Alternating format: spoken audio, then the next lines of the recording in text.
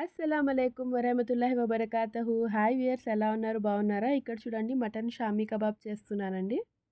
ఇక్కడ నేను 300 grams mutton అయితే తీసుకున్నానండి. ఇది ఆల్రెడీ మ్యాగ్నేషన్ చేసి ఉందండి. ఉప్పు, కారం, పసుపు వేసి మ్యాగ్నేషన్ చేసి పెట్టాను half an hour before. Same అలాగే పచ్చిశనగపప్పు కూడా నేను ఇక్కడ హాఫ్ అన్ అవర్ బిఫోర్ నానపెట్టానండి. హాఫ్ కప్ ఉంది.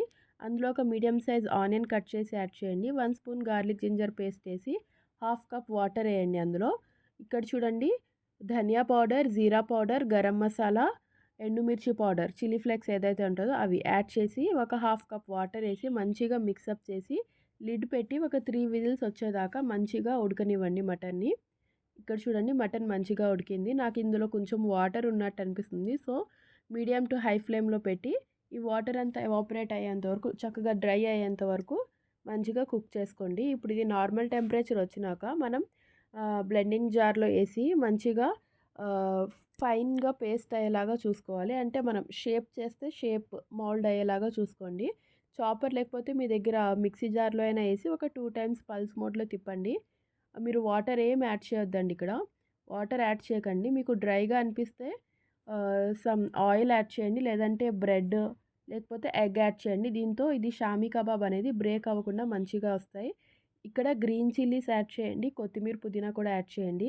నా దగ్గర పుదీనా లేదు, సో ఇక్కడ కొత్తిమీర యాడ్ చేశానండి. నేను ఇక్కడ యాడ్ చేసి మంచిగా చాప్ చేసుకోండి. నాకు ఇక్కడ కొంచెం డ్రైగా అనిపిస్తుంది, సో నేను ఇక్కడైతే ఆయిల్ యాడ్ చేస్తున్నాను 2 స్పూన్స్.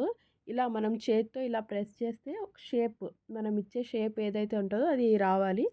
అంతవరకు మనం మంచిగా చూసి గ్రైండ్ చేసుకోండి. మీకు ఏమైనా డౌట్ ఉంది, మనం ఫ్రై చేసినప్పుడు బ్రేక్ అవుతుంది అని మీకు ఏమైనా డౌట్ ఉంటే అది గ్రైండ్ చేసినప్పుడు ఒక 2 బ్రెడ్ స్లైసెస్ అయితే అందులో యాడ్ చేయండి. అప్పుడు అస్సలు బ్రేక్ అయ్యే ఛాన్సెస్ అయితే ఉండదు. లేదంటే బ్రెడ్ గ్రమ్స్ ఉంటాయి కదా, అవి కూడా యాడ్ చేయొచ్చు.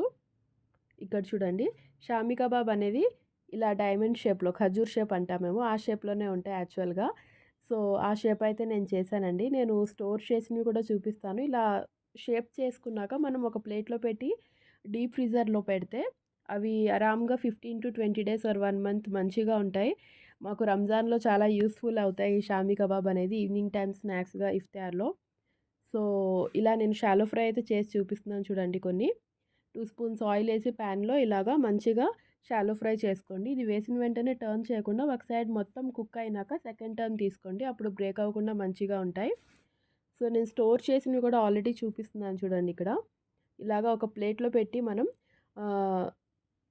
ఇలా పెట్టేసుకుంటే మంచిగా ఇలా గట్టిగా అవుతాయి. అప్పుడు దాన్ని 1 by 1 తీసి స్టిక్ అవ్వకుండా ఒక పాలిథిన్ కవర్ లేదా జిప్లాక్ బ్యాగ్స్ వస్తాయి కదండి, ఇప్పుడు అందులో అయినా వేసి మీరు స్టోర్ చేసుకోవచ్చు.